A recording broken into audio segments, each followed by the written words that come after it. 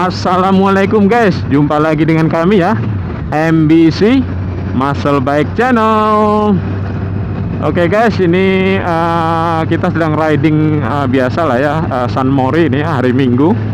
Tapi ini mungkin kayaknya sedikit agak udah terang ya, tapi masih pagi sih, udara masih sejuk ya.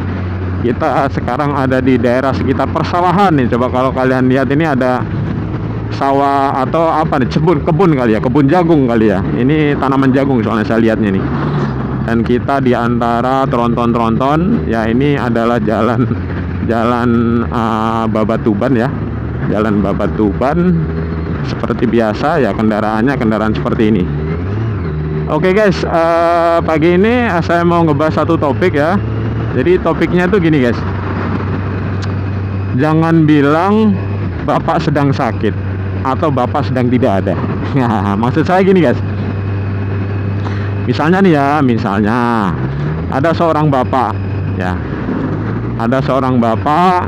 dia lagi mau ditemui orang gitu kan, tapi si bapak ini males nemui orang itu, entah dengan segala macam alasannya lah ya, dengan segala macam alasannya, yang intinya dia berpesan kepada anaknya, nah kalau nanti ada orang ini datang bilang bapak sedang sakit. Nah gitu kan, padahal bapaknya tidak sakit guys, gitu kira-kira. Kenapa guys? Jadi gini, kenapa itu tidak boleh? Guys, kita sebagai orang tua tentunya kita pengen anak kita itu menjadi anak-anak yang baik ya, anak-anak yang ngerti adab ya, anak-anak yang ngerti benar salah. Kalau benar itu benar, kalau salah ya salah gitu kan ya. Kalau ada orang sikapnya harus bagaimana ya, jangan berbohong, jangan malas. Dan itu adalah sesuatu yang kita selalu ajarkan ke anak-anak kita dari dia kecil sampai nanti dia dewasa guys ya. Karena apa ya? Karena kewajiban kita sebagai orang tua untuk mendidik anak-anak kita ya. Jadi kita tanamkan nilai-nilai itu dari sejak kecil, kemudian dia balita, dewasa, dan seterusnya. Nah, harapan kita nanti anak kita itu bisa menjadi orang yang tidak hanya sukses tapi juga berbudi pekerti yang baik. Nah, kenapa tadi saya bilang jangan bilang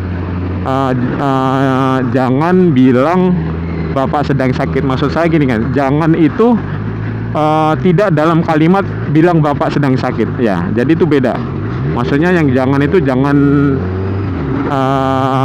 sampai mengajari anak untuk bilang bapak sakit ketika bapak sedang tidak sakit. Nah gitulah, gimana kira-kira? Jadi maksud saya gini guys, secara langsung, secara tidak langsung, ketika misalnya kita sehat ya, kemudian kita bilang ke anak kita, nanti kalau ada Pak ini datang bilang saja bapak sedang sakit, artinya itu juga sebuah pengajaran loh guys.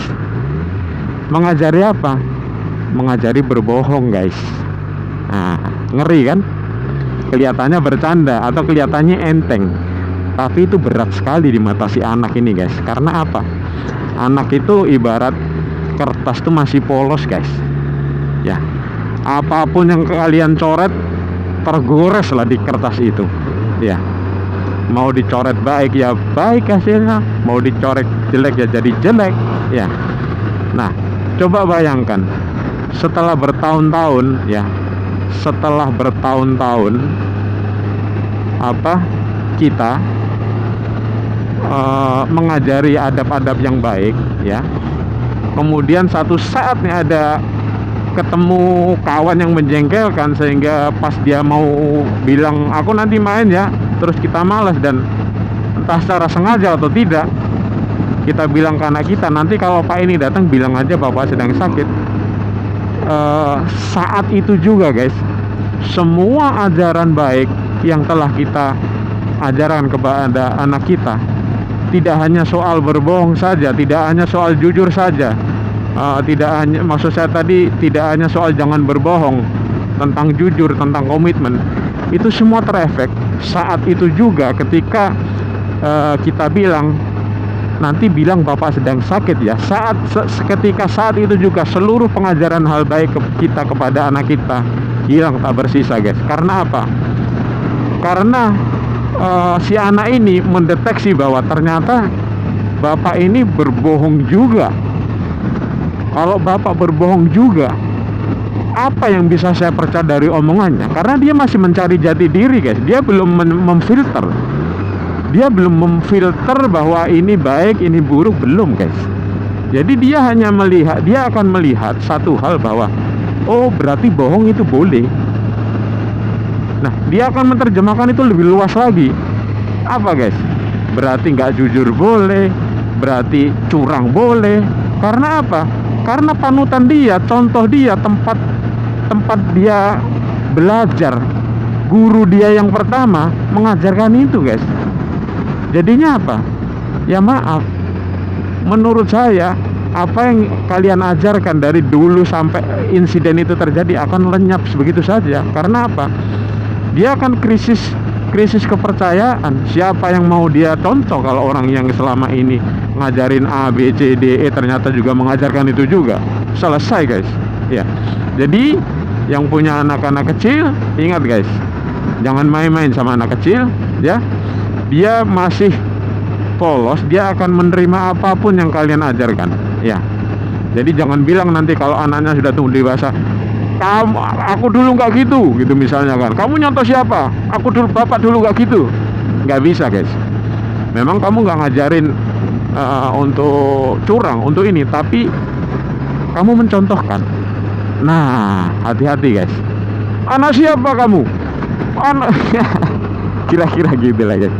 Jadi jangan sampai, guys, ya. Semoga kita bisa menjadi orang tua yang bisa menjadi contoh anak-anak kita, ya. Karena kalau ngomong aja semua orang bisa, guys. Dan bahkan gampangannya kasih beli anak udah bisa baca, udah bisa ngerti dari membaca, belikan buku-buku personality suruh baca. Apa bisa begitu? Nggak bisa, guys.